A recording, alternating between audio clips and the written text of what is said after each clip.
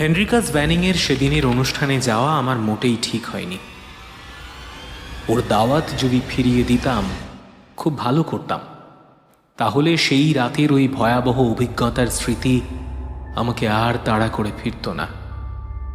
New Orleans ছেড়ে যাচ্ছি বটে, তবে চোখ বুঝলেই ভেসে আসছে ব্যাখ্যার অতীত দিনগুলো। ইস, কেন যে মরতে সেদিন রাস্তায় বেরিয়েছিলাম। ইয়ন্স গ্যালারিতে শুনছেন রবার্ট ব্লচের লেখা দ্য সিক্রেট অফ সেবেক গল্পের অবলম্বনে ভয়ঙ্কর মিশরীয় অপদেবতার গল্প পিশাচ দেবতা। আজ গল্পপাঠ ও অন্যান্য চরিত্রে তমাল, আবহ ও কভার ডিজাইন সূর্য, গল্পের সূত্রধার, শব্দ সংযোজন ও সমগ্র পরিকল্পনায় আমি নীলাঞ্জন। শুনতে থাকুন রবার্ট ব্লচের গল্প পিশাচ দেবতা।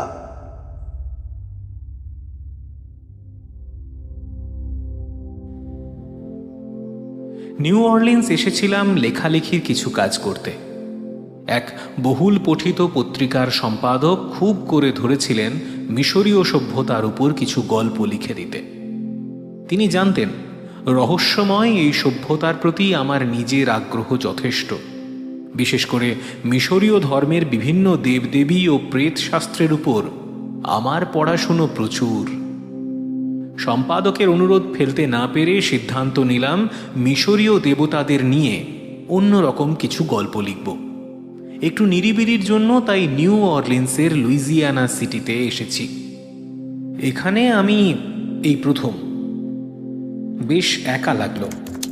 প্রথম দুটো দিন অবশ্য গেল খসড়া তৈরি করতে। টাইপরাইটারের একঘেয়ে খটাখট শব্দে ক্লান্তি এসে গেল। মিশরীয় দেবতা নায়ার লাথোটেপ, বুবাস্টিস আর অ্যানুবিস নিয়ে ঘাঁটাঘাঁটি করতে করতে বেজায় বিরক্তি ধরে গেল। ঘরের কোণে বসে থাকতে ভালো লাগলো না। শরীরে ঘুম ধরে গেছে এই দুদিনেই। তৃতীয় দিনে আর পারলাম না। ছড়ানো কাগজপত্র ওভাবে রেখেই সন্ধে নাগাদ বেরিয়ে পড়লাম। বুকটা খাঁ খাঁ করছে এক ঢোক পানীয়ের জন্য। হাতের কাছের একটা ক্যাফেতে ঢুকে পুরো এক বোতল ব্র্যান্ডি নিয়ে বসে গেলাম একটা টেবিলে। ঘরটা গরম, লোকের ভিড়ও প্রচুর।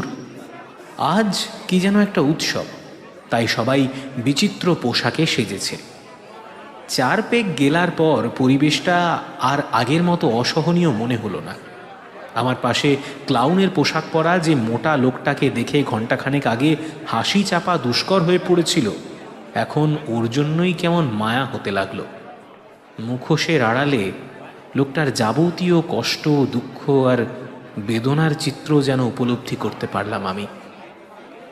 আশপাশের লোকজনের প্রতি করুণাও বোধ করলাম। ওরা সবাই যেন জাগতিক যন্ত্রণা থেকে মুক্তি পেতে এখানে জড়ো হয়েছে। আমিও তো ওদের মতোই একজন। এসব আগড়ুম বাগড়ুম ভাবতে ভাবতে কখন বোতলটা শেষ করে ফেলেছি মনে নেই। বিল চুকিয়ে পা রাখলাম রাস্তায়। আর একটু হাঁটব। তবে এবার আর নিজেকে আগের মতো একাকী মনে হলো না, বরং উৎসবের রাজা ভাবতে ভালো লাগলো নিজের প্রতিটি পা ফেলার সময়। উদ্দেশ্যহীনভাবে হাঁটতে হাঁটতে আমি বোধহয় একটা ক্লাব লাউঞ্জে ঢুকে পড়েছিলাম স্কচ আর সোডা খেতে। মনে পড়ছে না ঠিক, তবে আবার হাঁটা শুরু করি আমি। পা জোড়া কোথায় আমাকে নিয়ে চলেছে নিজেও জানি না, শুধু মনে হচ্ছে ভেসে চলেছি। তবে চিন্তা করার শক্তি হারাইনি। আমি ভাবছিলাম লেখাগুলো নিয়ে। ভাবতে ভাবতে কখন প্রাচীন মিশরের হারানো সময়ে ফিরে গেছি কে জানে। মনে হলো হালকা অন্ধকার, জনশূন্য একটা রাস্তায় ঢুকে পড়েছি আমি। হাঁটছি থিবস মন্দিরের মাঝখান দিয়ে। স্ফিংসের পিরামিডগুলো ড্যাব ড্যাব করে তাকিয়ে আছে আমার দিকে। হঠাৎ মোড় নিলাম আলোকিত এক পথের দিকে। এখানে উৎসবে অংশগ্রহণকারীরা নাচছে। আমিও মিশে গেলাম সাদা কাপড় পরা পাদ্রীদের মাঝে। তারপর একের পর এক পাল্টাতে লাগলো দৃশ্য। কখনো মনে হলো ক্রিয়েল শহরে ঢুকে পড়েছি আমি। শহরের লম্বা উঁচু প্রাচীন বাড়িগুলোর আশপাশ শূন্য, অন্ধকারে ভূতের মতো দাঁড়িয়ে আছে। আবার কখনো মনে হলো একটা 1000 বছরের পুরনো মন্দিরে প্রবেশ করেছি আমি। মন্দিরের সেবাদাসীরা বিশ্বাসঘাতক দেবতা ওসিরিসের রক্তের মতো লাল গোলাপ ছিটিয়ে দিচ্ছে আমার গায়ে। আবার যেন বহু প্রাচীন এক নগরীতে ঢুকে পড়লাম আমি। 100 বছরের পুরনো অন্ধকার বাড়িগুলোর দাঁড়িয়ে আছে এক সারে গাদাগাদি করে। খালি ঘরগুলো যেন কঙ্কালের খুলির মণিহীন কোটর, যেন অনেক রহস্য লুকিয়ে আছে খুলিগুলোতে। রহস্য, মিশরের রহস্য। ঠিক এই সময় লোকটাকে চোখে পড়ল আমার। অন্ধকার ভৌতিক রাস্তাটা দিয়ে ভোজবাজির মতো আমার পাশে উদয় হলো সে। দাঁড়িয়ে রইল চুপচাপ। আমি কি করি যেন দেখতে চায়। দ্রুত পাশ কাটাতে গেলাম, কিন্তু নিথর দাঁড়িয়ে থাকা লোকটার একটা ব্যাপার আমার নজর কাড়ল হঠাৎ। লোকটার পোশাক সম্পূর্ণ অস্বাভাবিক। ঝাঁকি খেলাম যেন একটা। কল্পনার জগৎ থেকে দ্রুত ফিরে এলাম বাস্তবে। লোকটার পরনে প্রাচীন মিশরীয় পুরোহিতের পোশাক। এ কি সত্যি, নাকি দৃষ্টিবিভ্রম, নাকি ওসিরিসের সাজে সেজেছে সে? ওই লম্বা সাদা আলখাল্লাটাকে অস্বীকার করি কিভাবে? লোকটার হাড্ডিসার সরু হাত দুখানা যেন সর্পদেবতা সেটের হাত। লোকটার দিকে স্রেফ স্তব্ধ হয়ে তাকিয়ে রইলাম। চোখে চোখ রাখল সে। পাতলা টান টান মুখখানা, শান্ত, অভিব্যক্তিহীন। একটা ঝাঁকি দিয়ে আলখাল্লার মধ্যে হাত ঢোকালো সে দ্রুত। আমি আঁতকে উঠে পিছিয়ে গেলাম। আগন্তুক পকেট থেকে একটা সিগারেট বের করল। দেশলাই হবে ভাই? জিজ্ঞেস করল মিশরের পুরোহিত। এই প্রথম হাসলাম আমি। মনে পড়েছে এই মুহূর্তে কোথায় আছি। শালার মদ আমাকে ধরেছিল খুব। কি সব উদ্ভট চিন্তা করছি এতক্ষণ। দ্রুত মাথাটা পরিষ্কার হয়ে এলো। লাইটার বাড়িয়ে দিলাম লোকটার দিকে। আগুন জ্বালালো সে। শিখার আলোয় কৌতূহল নিয়ে তাকালো আমার দিকে। লোকটার বাদামি চোখ দেখে মনে হলো যেন চিনতে পেরেছে আমাকে। অবাক হয়ে গেলাম ওর মুখ থেকে আমার নাম শুনে। মাথা ঝাঁকালাম সায় দেয়ার ভঙ্গিতে। কি আশ্চর্য! মুখ টিপে হাসল সে। আপনি তাহলে সেই স্বনামধন্য লেখক। আপনার তো আমি মস্ত ভক্ত। সম্প্রতি প্রকাশিত বইটাও পড়ে ফেলেছি, কিন্তু বুঝলাম না নিউ অরলিন্সে আপনি কি করছেন। অল্প কথায় ব্যাখ্যা করলাম ওকে। আমার দিকে হাত বাড়িয়ে দিল সে। পরিচিত হয়ে সৌভাগ্যবান মনে করছি নিজেকে। আমার নাম ভ্যানিং, হেরনিকাস ভ্যানিং। আপনার মতোই প্রেতশাস্ত্র নিয়ে ভীষণ আগ্রহী। আলাপে ওস্তাদ লোক ভ্যানিং জমিয়ে ফেলল কয়েক মিনিটের মধ্যে।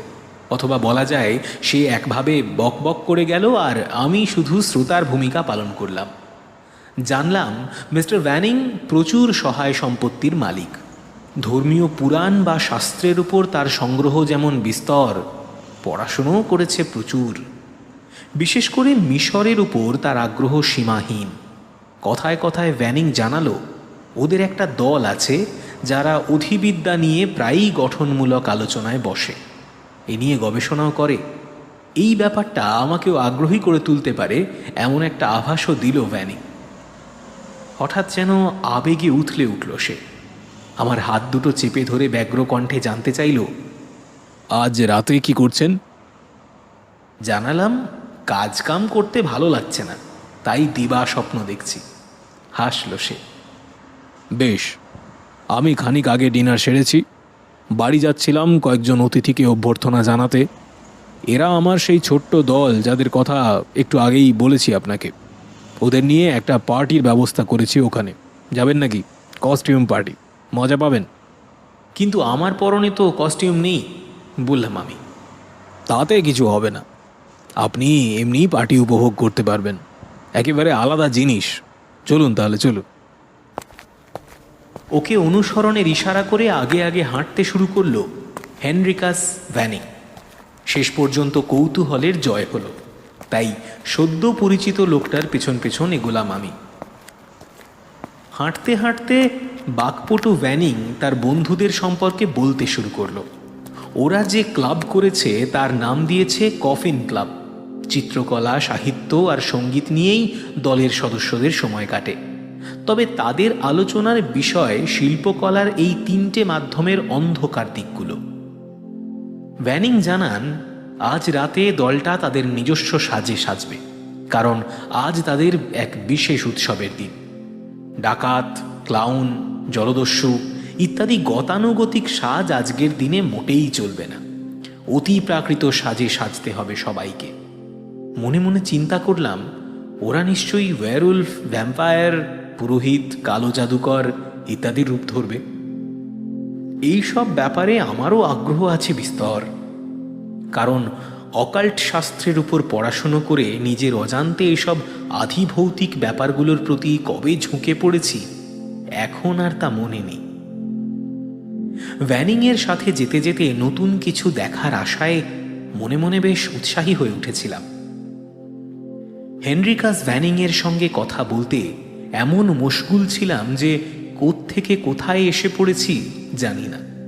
শেষমেশ আমাদের গতি শ্লথ হয়ে এলো গোলুচ্ছাদিত লম্বা সরু এক রাস্তার মুখে এসে। রাস্তাটার শেষ মাথা গিয়ে ঠেকেছে যেখানে, সেখানে দাঁড়িয়ে আছে আলোকিত এক রাজপ্রাসাদ। ভ্যানিংয়ের বাকচাতুরিতে মুগ্ধ আমি প্রাসাদের চারপাশে ভালো করে চোখ বোলালাম না পর্যন্ত।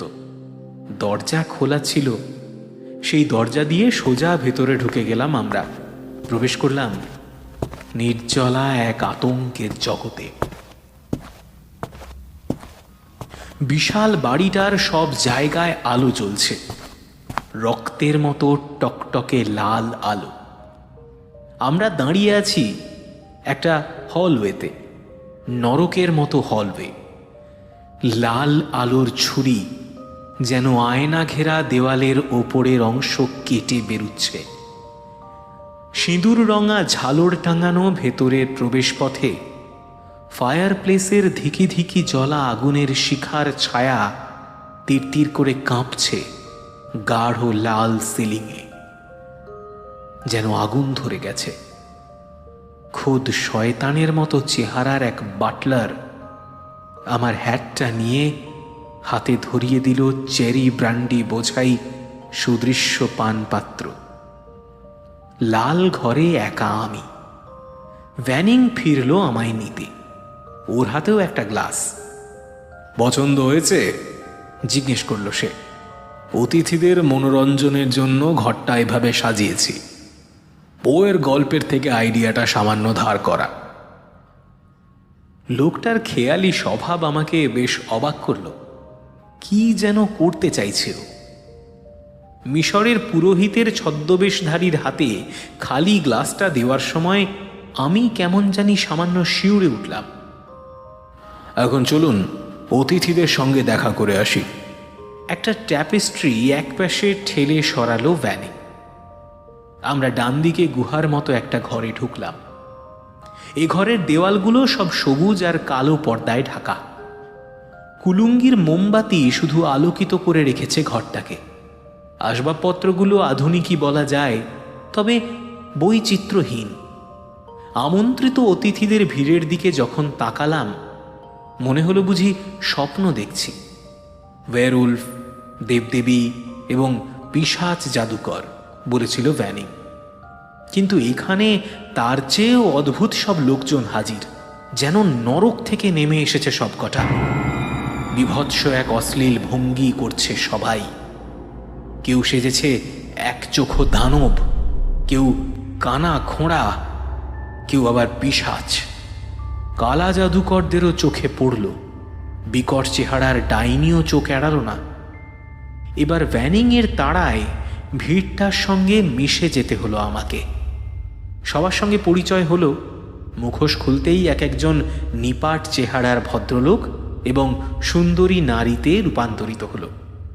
প্রায় ডজনখানেক অতিথি উপস্থিত ঘরে।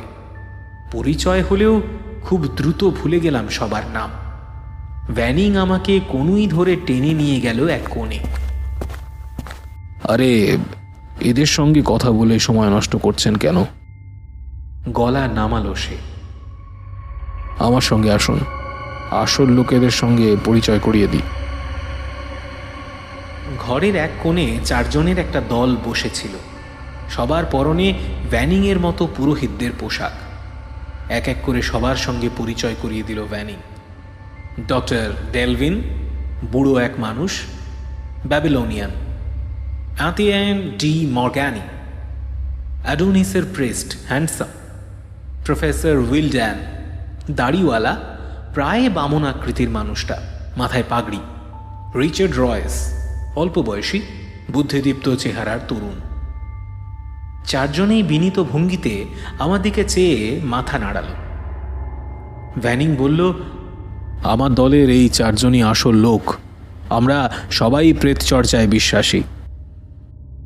চমকালাম না, কারণ অকাল্ট শাস্ত্রের প্রতি যাদের প্রবল খিদে, প্রেত চর্চায় তাদের একটু আধটু আগ্রহ থাকেই। এই যে চারজনকে দেখছেন, এদের মধ্যে আমার বাঁ পাশের জন অর্থাৎ ডক্টর ভেলভিন এদেশের সবচেয়ে নামকরা জাতিবিজ্ঞানী।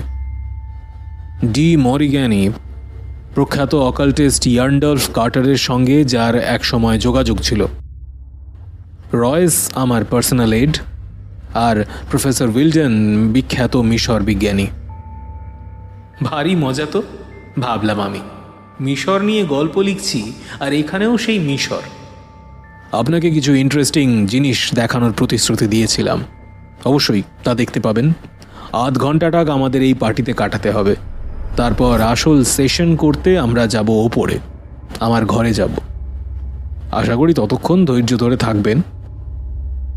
ভ্যানিং আমাদের নিয়ে আবার ঘরের কেন্দ্রের দিকে এগোতে শুরু করলে ওরা চারজন বো করল। নাচ থেমে গেছে। ছোট ছোট দলে ভাগ হয়ে সবাই গল্প গুজবে মত্ত। দু একজনের সঙ্গে হালকা দু এক কথাও বললাম। এই সময়ে দেখলাম তাকে। স্রেফ এডগার অ্যালান পোর গল্প মনে পড়ে গেল আমার তাকে দেখে। ঘরের শেষ মাথায় কালো সবুজে মেশানো পর্দা ফাঁক হয়ে গেল।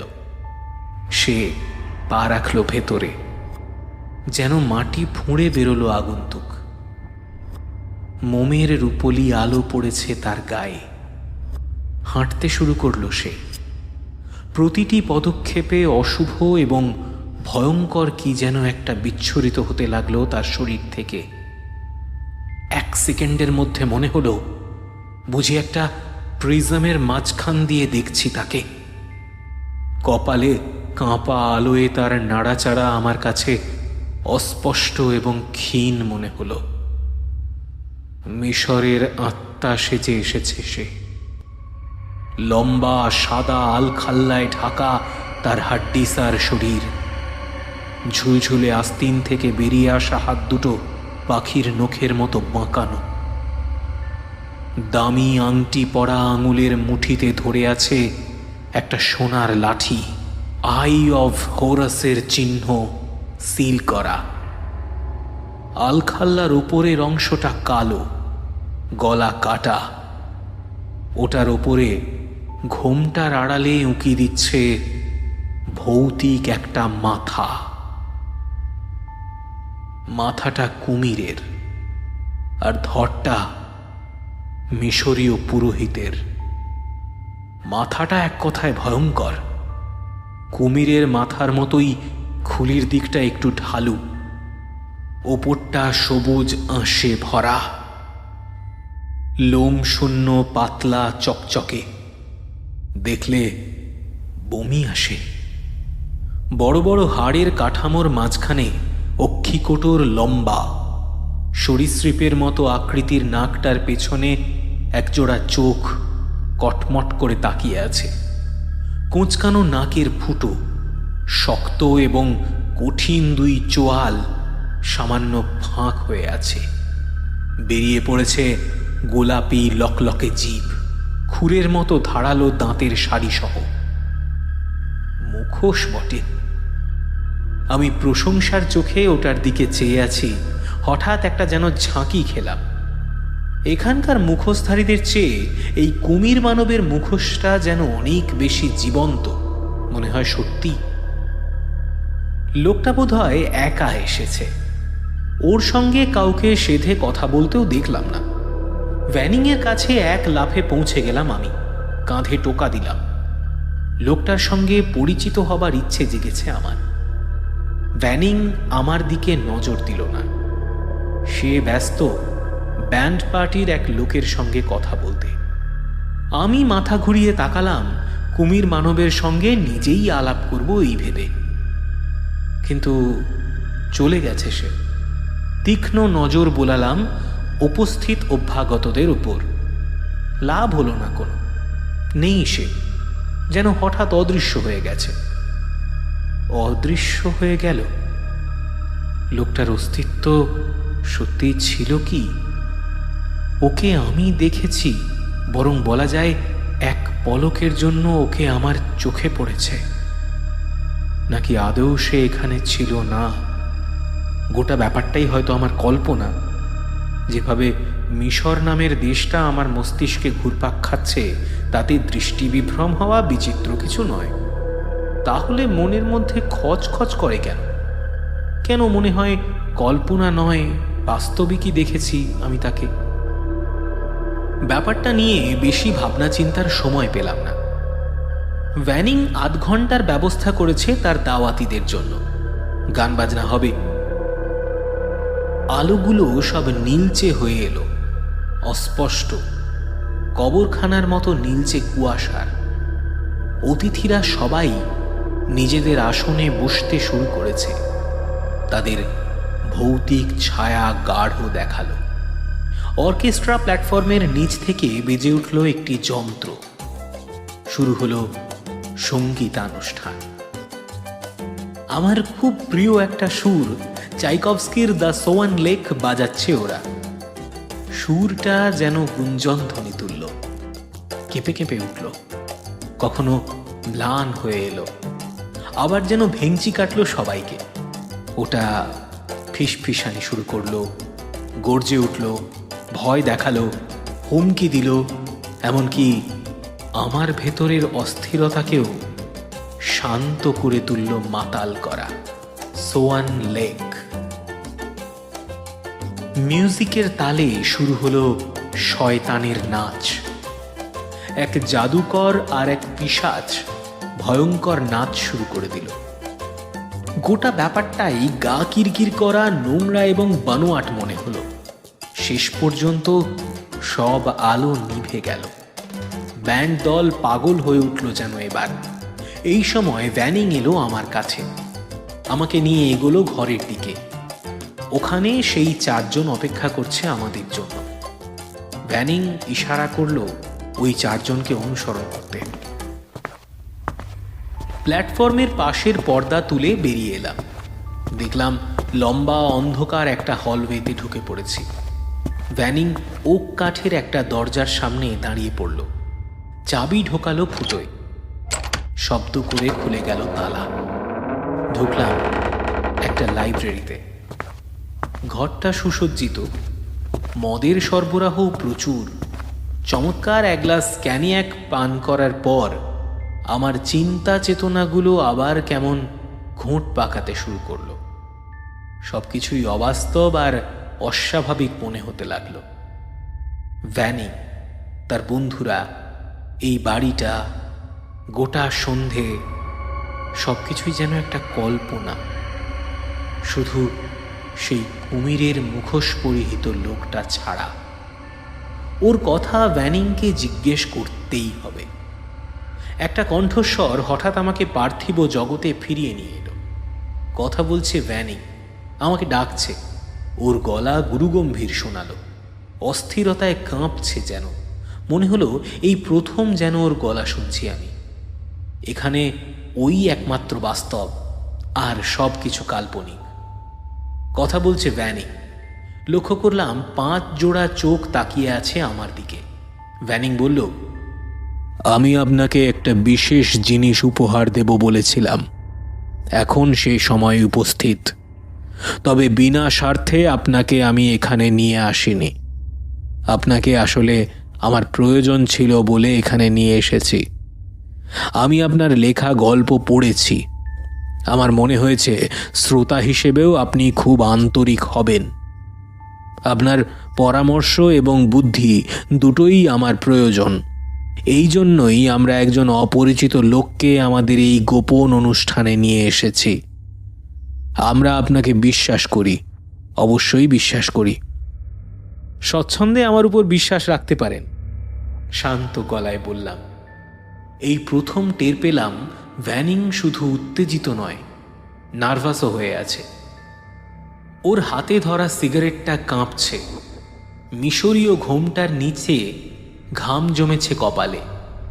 রয়েস তার কোমরের বেল্ট ক্রমাগত মুচড়ে চলেছে। বাকি 3 জন চুপচাপ আমার দিকে তাকিয়ে আছে ঠিকই, কিন্তু তাদের নীরবতা ভ্যানিংয়ের কণ্ঠের অস্বাভাবিক ওঠানামার চেয়েও অস্বস্তিকর। কি হচ্ছে এসব? স্বপ্ন দেখছি? নীলাভ আলোর দ্যুতি, কুমিরের মুখোশ, অবশেষে নাটকীয় এক রহস্যময়তা, তারপরও এগুলোকে আমাকে বিশ্বাস করতে হচ্ছে। বিশ্বাস করছি, কারণ ভ্যানিং বড় টেবিলটার একটা পায়ার সুইপে চাপ দিতেই নিচের কৃত্রিম ড্রয়ার খুলে যে ফাঁকটার সৃষ্টি হলো সে তো নিজের চোখেই দেখতে পাচ্ছি। মারিগানের সাহায্যে ওখান থেকে একটা মমির বাক্স বের করে আনলো ভ্যানিং। তারপর একটা সেলফ থেকে কিছু বই বগল দাবা করে ফিরল সে। কোনো কথা না বলে ওগুলো তুলে দিল আমার হাতে। বইগুলো দেখেই বুঝলাম এগুলো শুধু দুষ্প্রাপ্যই নয়, অকাল্টিস্ট ছাড়া এই সব বই কারো পক্ষে সংগ্রহ করা সম্ভব নয়। কাঠের হালকা মলাট দিয়ে বাঁধানো প্রতিটা বই। এগুলোর মধ্যে আছে বুক অফ আইবন, কুলটে দে গুলসের অরিজিনাল এডিশন, আর অতি বিখ্যাত ডি ভার্মিজ মিস্ট্রিজ। বইগুলোয় নজর বুলিয়েই আমি বুঝে ফেলেছি এগুলো কি। দেখে ভ্যানিংয়ের ঠোঁটে চেষ্টাকৃত হাসি ফুটল। এগুলো আমরা বহুদিন ধরে লুকিয়ে রেখেছিলাম, বলল সে। জানেনই তো এগুলোর মধ্যে কি আছে। জানি আমি, কারণ ডি ভার্মিজ মিস্ট্রিজ বইটা আমারই লেখা। ভ্যানিং আরেকটা বইয়ের পাতা খুলে দেখালো। এই বইটা সম্পর্কেও আপনি জানেন নিশ্চয়ই। এটার কথা আপনি আপনার একটা লেখায় উল্লেখ করেছিলেন। সার্সেনিক রিচুয়াল লেখা অধ্যায়ে আঙুল দিয়ে ইঙ্গিত করল সে। মাথা ঝাঁকালাম। এটাও প্রাচীন রহস্যময় মিশর নিয়ে লেখা। আবার সেই মিশর। চট করে একবার চোখ চলে গেল সেই মমি কেসটার দিকে। ভ্যানিং সহ অন্যরা আমার দিকে তীক্ষ্ণ চোখে তাকিয়ে রইল। একসময় শ্রাগ করল ভ্যানিং। শোনো, আপনি থেকে তুমিতে চলে এলো সে হঠাৎ। আমি বাজি ধরেছি, তোমাকে আমায় বিশ্বাস করতেই হবে। বলে যাও, অধৈর্য গলায় বললাম আমি। এক কথা বারবার ভালো লাগে না শুনতে। ঘটনার শুরু এই বইটা থেকে, বলল হেনরিকাস ভ্যানিং। রয়েস এটার ব্যাপারে আমাকে প্রথমে কৌতূহলী করে তোলে। প্রথমে আমরা বুবাস্টিস কিংবদন্তির ঘটনায় বিশ্বাস স্থাপন করি। কর্নওয়ালে ইতিমধ্যেই আমি কিছু অনুসন্ধানও চালাই। ইংল্যান্ডে মিশরীয় সভ্যতার ধ্বংসাবশেষ খুঁজতে থাকি। এই সময় মিশর সংক্রান্ত ব্যাপারে আমার আগ্রহ শতগুণে বেড়ে যায় যখন প্রফেসর উইলভান গত বছর এক অভিযানে মিশর যান। কিছু আবিষ্কার করতে পারলে সেটা আমি তার কাছ থেকে বেশি দামে কিনে নেব, এই কথা আমি তাকে বলি। গত সপ্তাহে উনি ওখান থেকে ফিরেছেন এই জিনিসটা সঙ্গে নিয়ে। মমির বাক্সটার দিকে পা বাড়ালো ভ্যানিং। অনুসরণ করলাম ওকে আমি। ওকে আর বেশি কিছু ব্যাখ্যা করতে হলো না, যা বোঝার আমি বুঝে নিয়েছি। বাক্সটার উপর প্রতিলিপি এবং চিহ্ন দেখে বোঝা গেল ওটার ভেতর জনৈক মিশরীয় পুরোহিতের লাশ আছে। দেবতা সেবেকের পুরোহিত। সার্সেনিক রিচুয়ালসে এ সম্পর্কে বিস্তারিত লেখা আছে। সেবেক সম্পর্কে আমি যা জানি চট করে মনে পড়ে গেল সব। প্রখ্যাত নৃবিজ্ঞানীদের মতে সেবেক হল মিশরের এক দেবতা, নীল নদের উর্বরতার দেবতা। যদি স্বীকৃত কর্তৃপক্ষের কথা সত্যি হয় তাহলে সেবেকের 4 পুরোহিতের মমি করা লাশের সন্ধান পাওয়া গিয়েছে এ পর্যন্ত। যদিও এই দেবতার প্রতি শ্রদ্ধা জানাতে তার অসংখ্য মূর্তি এবং আকৃতি তৈরি হয়েছে, কবরে আঁকা হয়েছে ছবি, মিশরের বিজ্ঞানীরা সেবেক সম্পর্কে খুব বেশি তথ্য উদ্ঘাটন করতে পারেনি। শুধু নৃবিজ্ঞানী নুরেভিগ প্রিন যা হোক কিছুটা এগোতে পেরেছিলেন। তার লেখার কথা মনে পড়তেই হিম একটা স্রোত বয়ে গেল শিরদাঁড়া বেয়ে। সার্সেনিক রিচুয়ালসে প্রিন বলেছেন, মরুভূমি আর নীল নদের গুপ্ত উপত্যকার গোপন কবরস্থান ঘুরে তিনি কি তথ্য পেয়েছেন সে সম্পর্কে ঐতিহাসিকভাবে প্রমাণিত এক গল্পের বর্ণনা দিয়েছেন প্রিন। বলেছেন কিভাবে মিশরীয় পুরোহিতবাদ ক্রমশ শক্তিশালী হয়ে ওঠে, কিভাবে পিশাচ দেবতাদের অনুগতরা সিংহাসনের পেছন থেকে ফারাওদের শাসন করত এবং গোটা দেশ তাদের মুঠিতে পুড়ে রাখত। মিশরীয় দেবতা এবং ধর্মের গোটা ব্যাপারটাই ছিল গোপন বাস্তবতার উপর ভিত্তি করে। অদ্ভুত শঙ্কর জাতীয় প্রাণীরা হাঁটত পৃথিবীর মাটিতে, দানবীয় বিকট ছিল তাদের চেহারা, আধা পশু আধা মানুষ। মানুষের শুধু সৃষ্টি ছিল না বিশালদেহী সাপ দেবতা সেট, প্রচণ্ড পেটুক বুবাস্টিস এবং বিরাট অসিরিস কিংবা শেয়ালমুখ অ্যানোবিস। প্রাচীন পুরুষেরা প্রবল ক্ষমতা নিয়ে দেশ শাসন করত, পশুরা ছিল তাদের আজ্ঞাবহ। দেবতাদের ইচ্ছে করলেই তারা ডেকে পাঠাত। সেই দেবতাদের চেহারা ছিল মানুষের মতো, মাথাটা পশুর। যখন তারা মিশরে রাজত্ব করত তখন তাদের কথাই ছিল আইন। দেশ জোড়া ছিল শুধু দামি দামি মন্দির। দেবতাদের উদ্দেশ্যে বলি দেওয়া হতো মানুষ। পশুমুখ দেবতারা সবসময় উন্মাদ থাকত রক্তের তৃষ্ণায়। অমরত্ব আর পুনর্জন্মের লোভে তারা দেবদেবীকে তুষ্ট করত তাদের প্রবল খিদে মেটানোর ব্যবস্থা করে। মমিতে যেন পচন না ধরে এজন্য মানুষের রক্ত মাখিয়ে দিত কফিনে। এজন্য কত মানুষকে যে জীবন দিতে হয়েছে তার হিসেব নেই। প্রিন সেবেক দেবতার কথাও বিস্তারিত বলেছেন। পুরোহিতেরা বিশ্বাস করত উর্বরতার দেবতা সেবেক অমর জীবনকে নিয়ন্ত্রণ করে। এই দেবতা কবরে তাদের অনন্তকাল পাহারা দিয়ে রাখবে যতদিন না শেষ বিচারের দিন মৃত ব্যক্তিদের আত্মা কবর থেকে ওঠে ততদিন। আর যারা তাদের কবরে চিরনিদ্রায় শান্তি বিঘ্নিত করবে, সেবেক সেই শত্রুদের ধ্বংস ডেকে আনবে। এজন্য পুরোহিতরা কুমারীদের উৎসর্গ করবে তার উদ্দেশ্যে। এদের ছিঁড়ে খাবে সোনার কুমির। আর সে কুমির হল দেবতা সেবেক স্বয়ং, যার শরীর মানুষের, মাথা কুমিরের। উৎসবের সেই বর্ণনা বড় ভয়ানক। পুরোহিতরা সেই ভয়ঙ্কর উৎসবে তাদের প্রভুর মতো কুমিরের মুখোশ পরে। প্রতি বছর তাদের ধারণা সেবেক নিজে এসে হাজির হয় মেমফিসের মন্দিরে, সবচেয়ে ক্ষমতা সম্পন্ন পুরোহিতদের সামনে, আধা মানুষ আধা কুমিরের বেশে।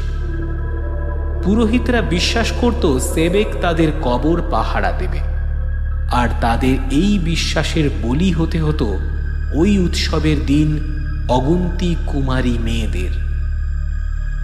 প্রিনের বইয়ের দৌলতে এ সব কথাই আমাদের জানা। সেবেকের পুরোহিতের মমের দিকে দ্রুত একবার চোখ বোলালাম কথাগুলো মনে পড়তে। দেখলাম মমির গা থেকে কাপড় খুলে ফেলা হয়েছে, শুয়ে আছে একটা গ্লাস প্যানেলের নিচে। তুমি তো গল্পটা জানোই। আমার চোখের ভাষা পড়তে পেরেছে ভ্যানি। হপ্তাখানেক হলো মমিটা আমার কাছে আছে। রাসায়নিকভাবে এটাকে পরীক্ষা করা হয়েছে। অবশ্য এ ধন্যবাদ উইলড্যানের প্রাপ্য। পরীক্ষা করতে গিয়ে এই জিনিসটা মমির বুকের উপর পাই আমি। একটা জেড পাথরের কবচের দিকে ইঙ্গিত করল ভ্যানি। কুমির আকৃতির কবচ, গায়ে দুর্বোধ্য হরফে কি যেন লেখা। কি এটা জানতে চাইলাম আমি। পুরোহিতবাদের গোপন কোড। ডি মারিগ্যানের ধারণা এটা নাকাল ভাষা, যার অনুবাদ করলে দাঁড়ায় প্রিনের গল্পের সেই অভিশাপের মতো। কবর লুটকারীদের উপর অভিশাপ। সেবেক নিজের হাতে তাদের শাস্তি দেবে, এসব কথা। অনেক অশ্লীল ভাষা। বাক্যবাগীশ ভ্যানিংকে জোর করে কথাগুলো বলানো হলো। ডক্টর ডেলভিন খামোখা খকখক করে কাশতে শুরু করলেন। রয়েসকে আবার তার বেল্ট মোচড়ানো রোগে পেয়ে বসল। ডি মরিগ্যানি ভুরু কুঁচকে তাকিয়ে থাকল। বামন প্রফেসর উইলডেন এগিয়ে এলেন আমাদের দিকে। কিছুক্ষণ তাকিয়ে থাকলেন মমিটার দিকে, যেন মনিহীন কোটরের ভেতর থেকে সব রহস্যের সমাধান পেতে চাইছেন। আমার ধারণার কথা ওকে জানিয়ে দাও ভ্যানিং, মৃদু স্বরে বললেন তিনি। উইলড্যান এখানে কিছু তথ্য অনুসন্ধান করেছেন। কর্তৃপক্ষকে ফাঁকি দিয়ে মমিটা এখানে নিয়ে আসাতে ওকে প্রচুর পরিশ্রম করতে হয়েছে। এটার সন্ধান তিনি কোথায় পেয়েছেন তাও বলেছেন। সে বড় রোমহর্ষক কাহিনী। দেশে ফেরার সময় ক্যারাভ্যানের 9টা ছেলে মারা যায়। ধারণা করা হয় দূষিত জল তাদের মৃত্যুর কারণ। একমাত্র প্রফেসরই জীবিত ফেরার সৌভাগ্য লাভ করেন।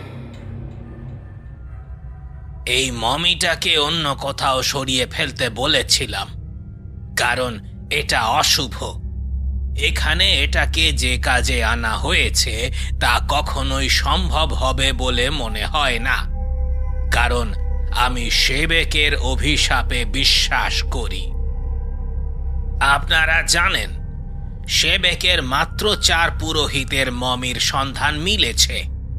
বাকিদের সন্ধান পাওয়া যায়নি, কারণ খুব গোপনে তাদের কবর দেওয়া হয়েছে। যারা এই 4টে মমির খোঁজ দিয়েছে তাদের সবার কপালেই জুটেছে নির্মম মৃত্যু। প্যারিংটন নামে একজনকে আমি চিনি। 3য় মমির সন্ধান পেয়েছিল সে। অভিশাপের ব্যাপারটা সত্য কিনা তাই অনুসন্ধান করছিল প্যারিংটন, কিন্তু দেশে ফেরার পর রিপোর্ট প্রকাশ করার আগেই মারা যায় সে। তার মৃত্যুও হয়েছিল অদ্ভুতভাবে। লন্ডনের চিড়িয়াখানায় ব্রিজের রেলিং ফসকে নিচে কুমিরের গর্তে পড়ে যায় প্যারিংটন।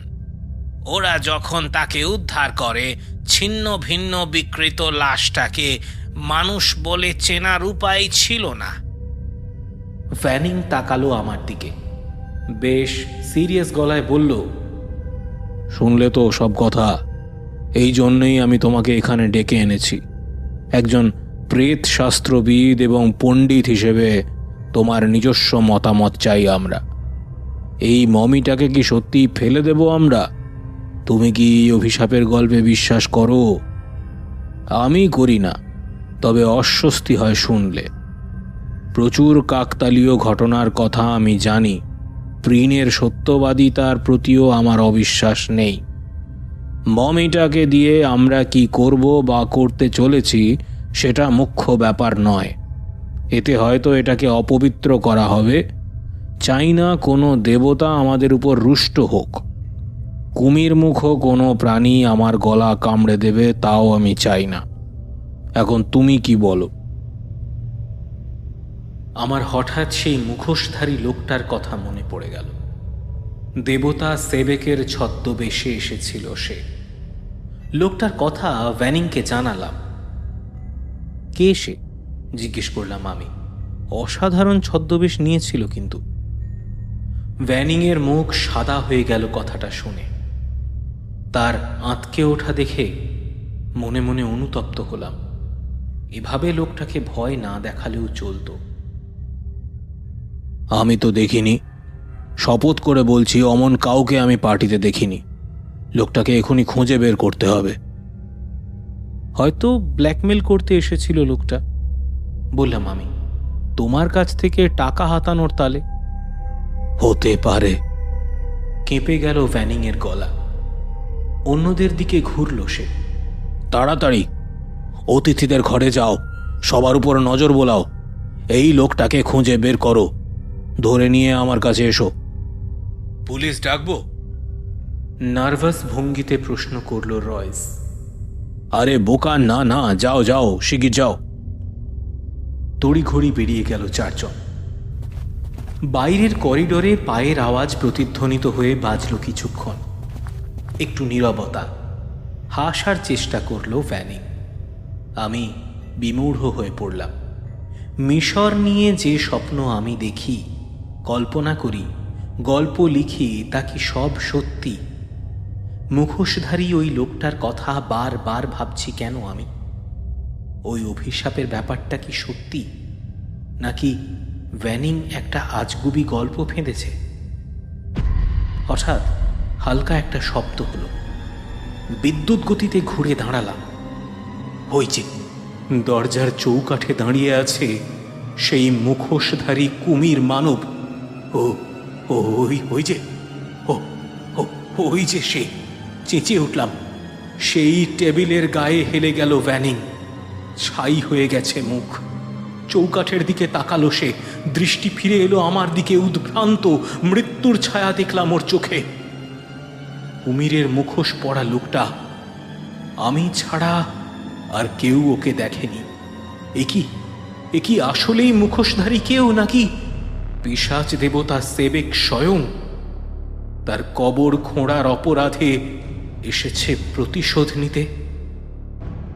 দোরগোড়ায় দাঁড়ানো মূর্তিটাকে আমার অশুভ এবং ভয়ঙ্কর মনে হলো। স্থির হয়ে আছে। হঠাৎ দড়াং করে শব্দ হতে দেখি কাঁপতে কাঁপতে ভ্যানিং আছাড় খেয়েছে মমির বাক্সটার গায়ে।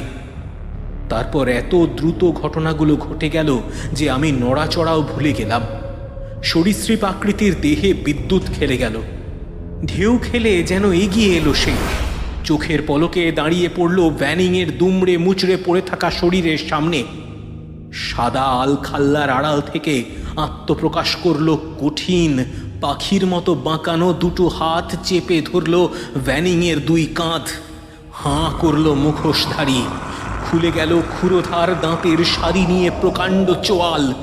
নড়ে উঠল। এগুলো ভ্যানিংয়ের গলা লক্ষ্য করে। বিস্ফারিত চোখে চেয়ে রইলাম আমি বিভৎস দৃশ্যটার দিকে। দানবীয় নাকটা ঠেকে আছে ভ্যানিংয়ের ঘাড়ে, কামড় বসাচ্ছে। মাথাটাই শুধু দেখছি আমি, ক্যামেরা ক্লোজ আপের মতো। মাত্র 1 সেকেন্ডের মধ্যে ঘটনাটা ঘটল। সম্বিত ফিরে পেলাম হঠাৎ। সাদা আলখাল্লার একটা আস্তিন ধরে ফেললাম, অন্য খালি হাতটা দিয়ে চেপে ধরলাম খুনির মুখোশটা। খুনেটা ঝড়ের গতিতে ঘুরল, নিচু করলো মাথা, পিছলে গেল আমার হাত। এক মুহূর্তের জন্য ছুঁয়ে গেল কুমির মানবের নাক, রক্তাক্ত চোয়াল। তারপর এক ঝলক যেন দেখলাম আমি। ঘূর্ণি উঠল হামলাকারীর শরীরে, চোখের পলকে অদৃশ্য হয়ে গেল। আমি ভ্যানিংয়ের রক্তাক্ত ছিন্ন ভিন্ন শরীরের পাশে দাঁড়িয়ে চিৎকার শুরু করলাম। মারা গেছে ভ্যানিং, ওর খুনি অদৃশ্য।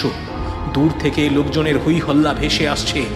আমার এখন দরজা খুলে সাহায্য চাওয়া প্রয়োজন, কিন্তু পারলাম না। ঘরের মাঝখানে দাঁড়িয়ে চিৎকার করতে থাকলাম। আমার দৃষ্টি ক্রমশ অস্পষ্ট হতে শুরু করলো। মনে হলো ঘরের সবকিছু বনবন করে ঘুরতে শুরু করেছে। রক্তমাখা বই, শুকনো মমি, ওটার বুকেও রক্ত লেগে গেছে ধস্তাধস্তির সময়। আর রক্তাক্ত অসাড় ওই মাংসল জিনিসটা সব কেমন ঘোলাটে হতে লাগলো। ঠিক তখন ওই সময়ে যেন চেতনা ফিরে পেলাম আমি। ঘুরেই দিলাম দৌড়। এর পরের ঘটনা অস্পষ্টভাবে মনে পড়ে আমার। মৃত ভ্যানিংকে রেখে চিৎকার করতে করতে রাস্তায় বেরিয়ে পড়ি আমি, যেন মুখোশধারী সেই পিশাচ দেবতা তাড়া করেছে আমাকে। দৌড়তে দৌড়তে হঠাৎ অজ্ঞান হয়ে পড়ে যাই রাস্তায়। কারা যেন আমাকে বাড়ি পৌঁছে দিয়েছিল। তারপর দিনই নিউ অরলিন্স ছেড়ে চলে আসি আমি। ভ্যানিংয়ের ব্যাপারে আর কোনো খোঁজ খবরও নিইনি, এমনকি খবরের কাগজও কিনিনি। ফলে জানা সম্ভব হয়নি পুলিশ ভ্যানিংয়ের লাশ খুঁজে পেয়েছিল কিনা বা মৃত্যু রহস্য তদন্ত করেছিল কিনা। এই ব্যাপারে জানার কোনো আগ্রহ নেই আমার, বলা উচিত সাহস নেই। এই ঘটনার কি ব্যাখ্যা দেব আমি? নিজেকেই প্রবোধ দিই, মাতাল ছিলাম, আর মাতালরা নেশার ঘোরে কত কিছুই না দেখে। কিন্তু সেই ব্যাপারটিকে কি করে অস্বীকার করব আমি? সেই যে পিশাচ দেবতার মুখটা চেপে ধরেছিলাম আমি এক হাতে, আর ওটা পিছলে গেল। সেই মুহূর্তে যখন আমি রক্তাক্ত সরীসৃপটার নাক চেপে ধরেছিলাম, স্পষ্ট অনুভব করতে পারছিলাম আমার হাতের নিচে ওটা কোনো মুখোশ নয়, জ্যান্ত একটা প্রাণী।